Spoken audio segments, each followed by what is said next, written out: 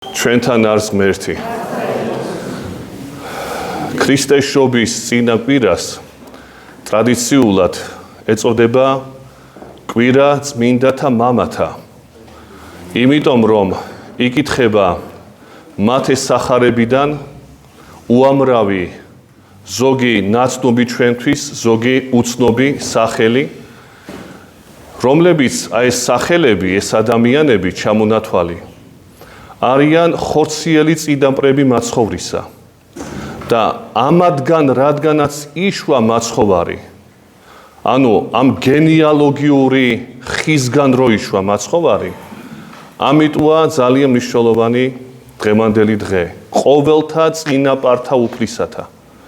მათგან განხორციელებული ხორციელი კუთხით, რა თქმა უნდა, საღვთო წარმომავლობა ბუნებრივია მაცხოვარს მხოლოდ მამა ღმერთისაგან აქვს საღვთო ბუნებით, მაგრამ ხორციელი გენეტიკა აქვს მარიამისაგან. და ეს მარიამის წინაპრები და იოსების წინაპრები ჩამოთვლილი იყვნენ დღევანდელ დღეს ჩვენს მიერ. დღევანდელ სახარებას თავისუფლად შეიძლება ეწოდოს სახარება იმედისა, სახარება ნუგეშინის ცემისა. რატო? ცოტა მოგვიანებით შევეხებით ამას. აი რომელი ადამიანები არიან ცნობილები ჩვენთვის ამ გენეალოგიაში? დავითი, აბრაამი, ისააკი, იაკობი და სხვანი და სხვანი. მათ შორის აი ეს ვინ ჩამოვთვალე ჩვენ არიან წმინდა, ძალიან დიდი წმინდანები, მაგრამ სამწუხაროდ თუ საბედნიეროდ მათ შორისვე არიან ისეთი ცოდვილი ადამიანები, რომ რო წაიკითხავს კაცი, შეიძლება თქვას, რომ ამ ადამიანს რა უნდა ამ გენეალოგიაში? როგორ ცხოვრობდა ეს ადამიანი და მისგან განხორციელდა მაცხოვარი? შესაძლებელია საერთოდ ესეთი ადამიანის არსებობა მის წინაპართა შორის? ჯერ შევეხოთ წმინდანებს. აბრაამი, ცნობილი მამად მთავარი, ცნობილი თავისი რწმენით და ერთგულებით ღვთისადმი. იმდენად ერთგულებით, რომ დღეს მაგალითად ფილმები როა გადაღებული მრავალგვარი აბრაამთან დაკავშირებით, ადამიანები წერენ შემდგომ, დაბერდა ეს უჭკუო კაცი და შვილი უნდა შეეწირაო. იმდენად წარმოუდგენელია დღევანდელი საზოგადოებისათვის ის, რაც უნდა ჩაედინა აბრაამს. პირველი ის, რომ გადადის ქვეყნიდან ქვეყანაში ღვთის მოხმობის შესაბამისად და ბოლოს კულმინაცია მისი რწმენისა. შვილი შემომწირე 100 წლის ასაკში ეყოლება შვილი სარასაგან, ბერწი დედაკაცისაგან და ის შვილი როცა წამოიზრდება, ის უნდა შეწიროს. დაუფიქრებლად აკეთებს ამას აბრაამი. კი შეცვლის ღმერთი მსხვერპლს, მაგრამ ხო უნდა შეეწირა. დღევანდელი აზროვნებისთვის, როგორც მოგახსენეთ, ეს არის აბსოლუტურად წარმოუდგენელი და წერენ ხოლმე, რომ აი ადამიანი დაბერდა, ჭკუიდან გადავიდა საერთოდ და რეებს აკეთებს ღმერთის ხმაგონია და 1000 ესეთი არარელიგიური წარმოდგენები და თქმები აბრაამის მიმართ. აბრაამი უწმინდესი კაცი. ისააკი, მისი შვილი. როდესაც მამამ უნდა შეწიროს მორიას მთაზე, წინააღმდეგობას არ უწევს. აი საოცარი მოვლენა. ხო ხედავს, რომ უნდა დაკლას თავისი შვილი და დაწვას შემდგომ. მაგრამ ისააკი დარწმუნებულია, რომ მამა აკეთებს იმას, რაც საუკეთესოა მისთვის და საერთოდ ყველაფრისთვის. წინააღმდეგი არ არის ამისი. რამხელა ნდობა უნდა კონდეს მამისადმი და სიყვარული. უწმინდესი პატრიარქი ასევე ძველი აღთქმისა. მისი შვილი იაკობი, ესე აბრაამის შვილიშვილი იაკობი. იაკობს ისტორიაში პირველად, აი ეს სიტყვა და და სახელმწიფო რო არის ისრაელი. ისრაელი პირველად ბიბლიაში ჩვენ გვხვდება იაკობთან დაკავშირებით. მისი პირადი სახელია, იაკობის მეორე სახელია შეიძლება ვთქვათ. ისრაელი სიტყვა ნიშნავს ღმერთთან მებრძოლს. ეს ისტორია შექმნათა წიგნში აღწერილი. როდესაც სოლშვილი უნდა გადაეყვანა ერთი ადგილიდან მეორეზე და გადაყავდა, თვითონ დარჩა აქეთ ამ მხარეს, პატარა მდინარე ჩადიოდა იქ. და გამოეცხადა ანგელოზი ღვთისა და არ უშვებს და მთელი ღამე ებრძოდა ამ ანგელოზს. ფეხი დაუზიანა ბოლოს ამ ანგელოზმა. ხატიც არის შეგიძლიათ ნახოთ, ანგელოზი დიდია მოცულობით. იაკობი პატარა კაცია იმასთან შედარებით, მაგრამ ისე უჭირავს ანგელოზი, რო არ უშვებს.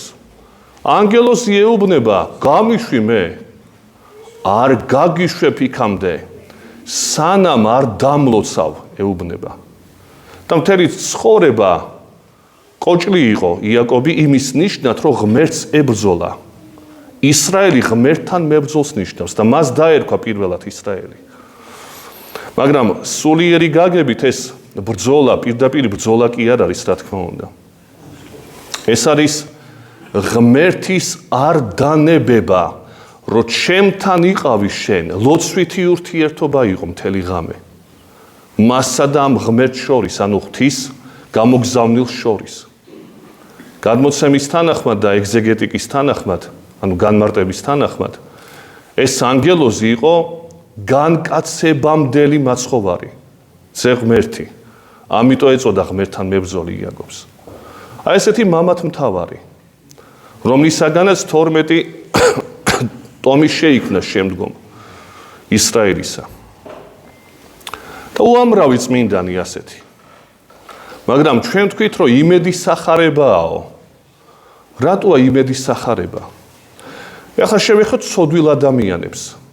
ისეთი შემზარავი ცოდვებია აქ, რომ კაცი ვერც კი მოიფიქრებს ჩვეულებრივ ცხოვრების შემთხვევაში. თამარი. ეს თამარი ვინ არის? დედაკაცი, რომელიც იყო იაკობის, ესე იგი ამ ისრაელის ერთ-ერთი შვილის მეუღლე. ეს კაცი გარდაიცვალა, ანუ ეს შვილი გარდაიცვალა. ორივე შვილი გარდაეცვალა იაკობს, შეიძლება ვთქვათ, შემდგომში უკვე. და უпростოდათ იაკობს კი არა, იუდას, იაკობის შვილი ერთ-ერთი იუდა იყო. აი ამ იუდას შვილები გარდაიცვალდნენ. და რომ გაგრძელებული იყო შთამომავლობა თამარმა, რძალმა, იუდას რძალმა, იუდა რატომ მნიშვნელოვანი? იმიტომ რომ იუდას ტომისაგან განკაცდა მაცხოვარი. ესე იგი აბრაამი, ისააკი, იაკობი, იაკობს 12 ვაჟი გახსოვთ, ჩვენ თქვით. ყველაზე მნიშვნელოვანი მათგან არის იუდა. აი იუდას ორი შვილი გარდაიცვალა, რომელთაც ცოლიც უნდა ყოფილიყო თამარი, იმიტომ რომ თუ ერთი გარდაიცვლებოდა, ლევერატის წესის თანახმად მეორეს უნდა მოიყვანა და არ მოიყვანა იმ პატარამ. ასე რომ ამას რომ გაეგრძელებინა ეს მოდგმა, თავისი მამამთილისაგან გააჩინა შვილები. ვინ იტყვის რომ კარგი საქციელია? არც მაშინ არ იყო ეს კაი საქციელი. მეძავის ფორმა ჩაიცვა და შევიდა იუდა ამ მეძავთან, რისგანაც გაჩნდა შვილები. ეს დიდი ისტორია, ახლა ამაზე გაჩერება არ ღირს. აი ესეთი სისხლის აღრევა, ინცესტი მოხდა თამარის შემთხვევაში. და ეს წინაპარია მაცხოვრისა. რაქაბიც მეძავი ქალი იყო. მსტოვრები შეიფარა იერიქონში.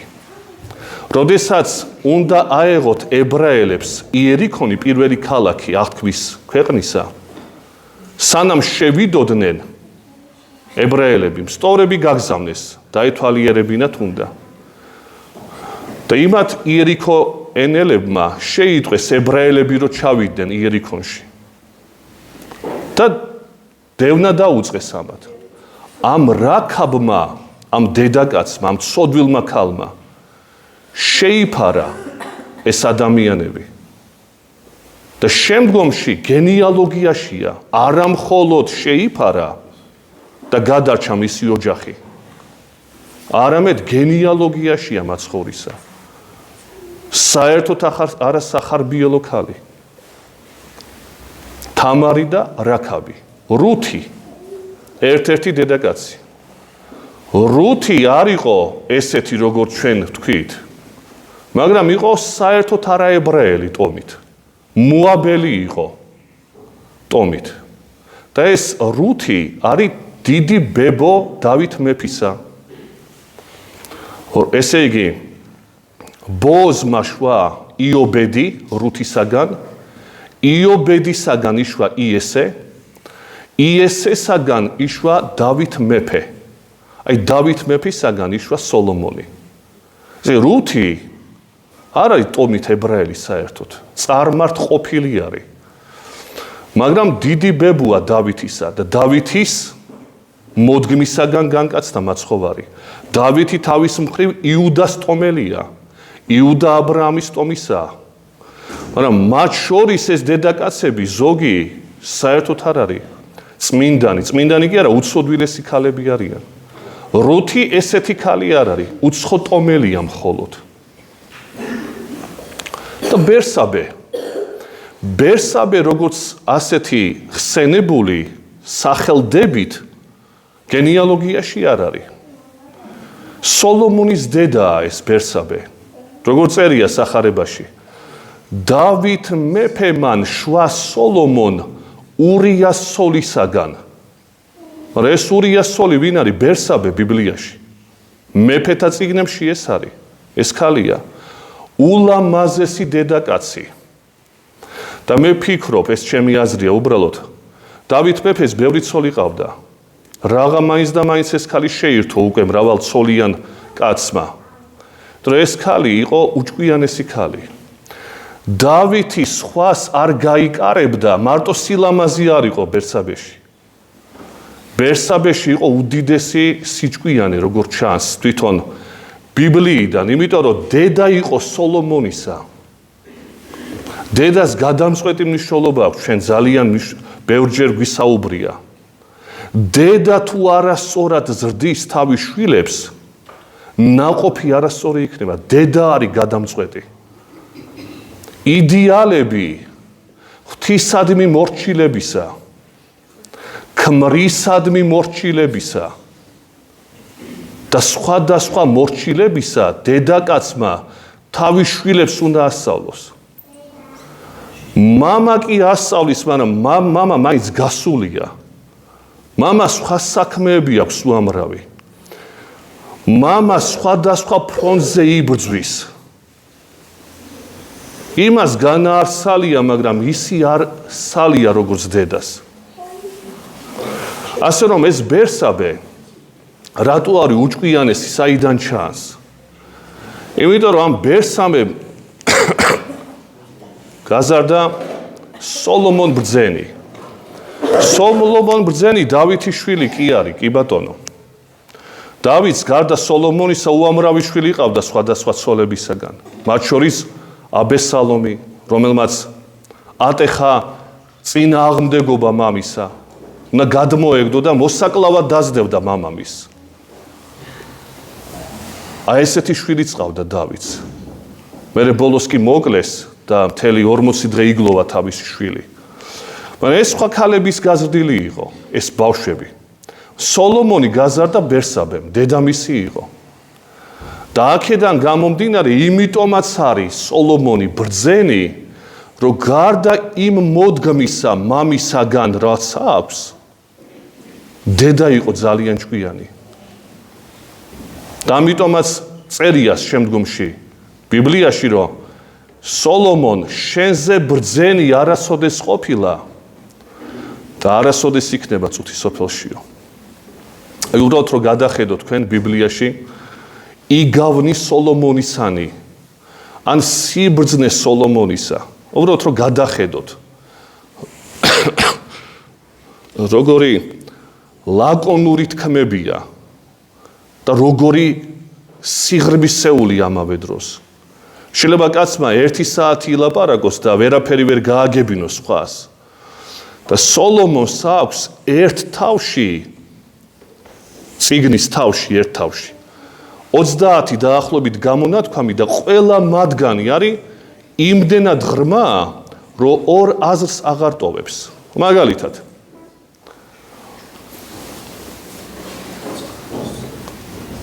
არაპატიოსანი კაცი მაშინაც მირბის, როდესაც არავინ მისდევს მას. წარმოიდგინეთ, სადისერტაციო თემა შეიძლება კაცმა დაწეროს ამაზე მთელი დისერტაცია და მაინც რაღაცა ღია საკითხი დატოვოს. სოლომონმა რამოდენიმე სიტყვაში ჩაცვა ეს ყველაფერი. რა არის არაპატიოსანი კაცი? თურმე მაშინაც მირბის, როდესაც არავინ მისდევს მას. ან მეორე, დედაკაცებში გარკვეული კაცი იყო, დაახლოებით 1000 ცოლი ყავდა სოლომონს. ესეც არასწორი იყო. ეს არ არის სწორი საქციელი მისი. დედაკაცებმა გადაიყვანეს თავის ჭკუაზე და კეფთაყვანის მსემელი გახდა და სამეფო ორად იშლება სოლომონის შემდეგ. ისრაელის სამეფოდ და იუდეის სამეფოდ. ამ ბრძენთა ბრძენ კაცს ჭკუა გადაუტრიალეს დედაკაცებმა და გადაიყვანეს თავიანთ ჭკუაზე. იმის გამო, რომ სხვადასხვა ქვეყნის დედოფლები მოყავდა და ასე შემდეგ ცოლებად. ხო და რატომ ამბობ? აი სოლომონის გამონათქვამი. ლამაზი, მაგრამ უგუნური დედაკაცი მსგავსია ღორისა, რომელსაც დინგზე ოქროს რგოლი უკეთიაო. ამაზე დიდი დახასიათება უგუნური, მაგრამ ლამაზი ქალისა მე არ შემხვედრია მაგალითად ისტორიაში. და ეს ერკვეოდა ამ საკითხებში. უბრძენესი და უამრავი ასეთი გამონათქვამი. უამრავი. მაგალითად კიდევ. უგუნურს ნუ ამხელ. მოგიძულებს არ მოგისმენს. ბრძენი ამხილე უფრო ბრძენი გახდება და შეგიყვარებს შენ. აი როგორი ლაკონური და სიჭკვიანი სავსე გამონათქვამები. და ანალოგიური ასეთი უამრავია. ხო და აი რას ვამბობდი, ესე იგი სოლომონის დედა იყო ბერსაბე, ულამაზესი ქალი. და ეს ქალი ცოლი იყო ურიასი, ჯარისკაცისა. შეიყვარა დავით მეფემ. ცოლად დაისვა, მაგრამ ქმარი ყავს ამ ქალს. რაღაცა ხო უნდა მოუგვაროს ამ კაცს ახლა. როგორ შეიძლება მეფემ წაართვას ცოლი ვიღაცას, თავის ჯარისკაცს. გაიგო რომ ჯარისკაცის ცოლია, პირველ უწინარეს ადგილზე დააყენა, რათა მოეკლათ, მოკლეს ომში, მერე თავისუფლად შეირთო ცოლად. ნათან წინასწარმეტყველმა კი ამხილა დავითი. და მან მოინანია და შედეგად 50 ფსალმუნი გვაქვს ჩვენ. მაგრამ ეს საქციელი ხო არ იყო სწორი. და ბიბლია ამას არ მალავს. ერთი მხრივ წინასწარმეტყველია დავითი, უბრძენესი კაცი, რომელმაც ააშენა, დაამშვენა ისრაელის ქვეყანა და მისმა შვილმა საერთოდ გვირგვინი დაადგა. მაგრამ ასეთი ცოდვები ჰქონდა ერთსაც და მეორეცაც. ცოლი იყო ურიასი, წაართვა და სოლომონის დედა გახდა შემდგომში ეს ბერსაბე. აი ესეთი ქალებია ამ გენეალოგიაში, უცნაური ძალიან. თავიანთი ისტორიით ძალიან მნიშვნელოვანი.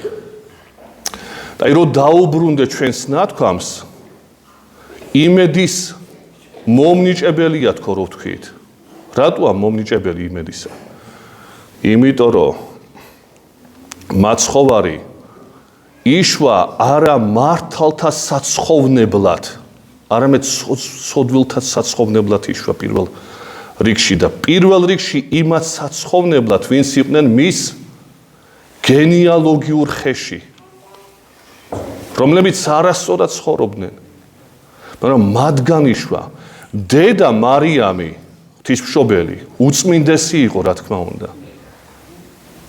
შებილწული ჭურჭელისაგან ვერ იშვებოდა იგი, მაგრამ წინაპრები კი, ზოგი არაებრაელი, არადა ებრაელს უნდა სოდნოდა, რომ ყველა გენეალოგიაში ყველა ებრაელი ყავს, ესეთი პრეტენზია ჰქონდათ, ხანდახან ჩვენი არ იყოს, ჩვენი ავადმყოფური აზროვნების შედეგი, ხანდახან და ასეთი ნაციონალური დამოკიდებულებები ჰქონდათ ებრაელებს. ამ დროს ესეთი ზოგი გარყვნილი, ზოგი არაებრაელი დედაკაცი ჩანს გენეალოგიაში.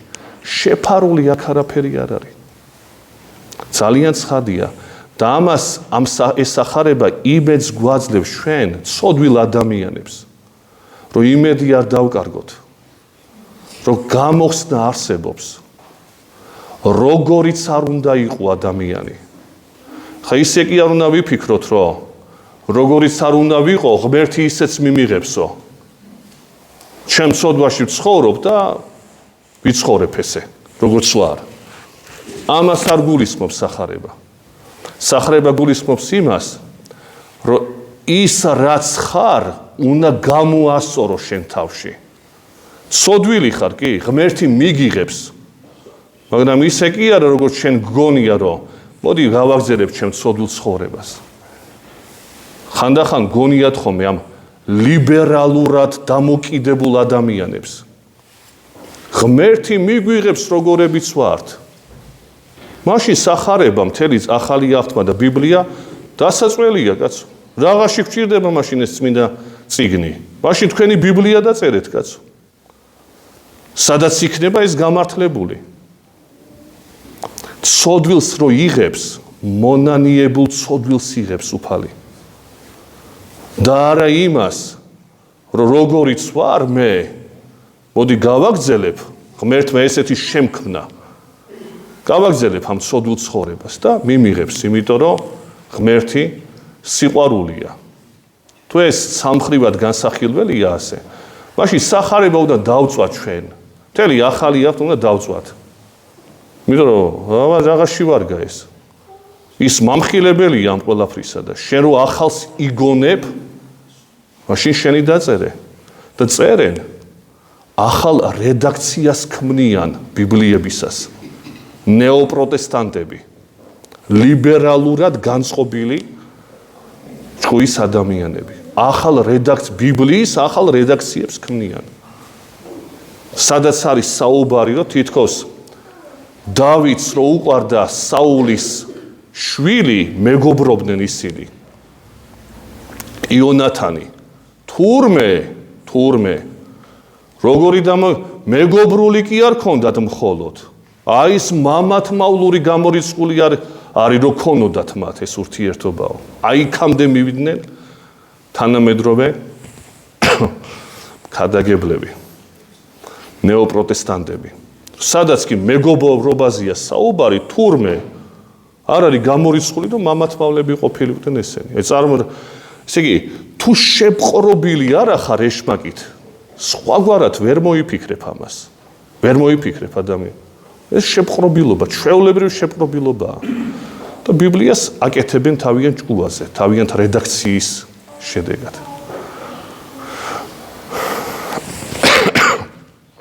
დაგლოცოთ ღმერთმა და მოგცეს უფალმა იმედის გრძნობა, იმედი მოგცეს უფალმა და ნუგეშილის ცემა. ჯვარი გეწეროთ.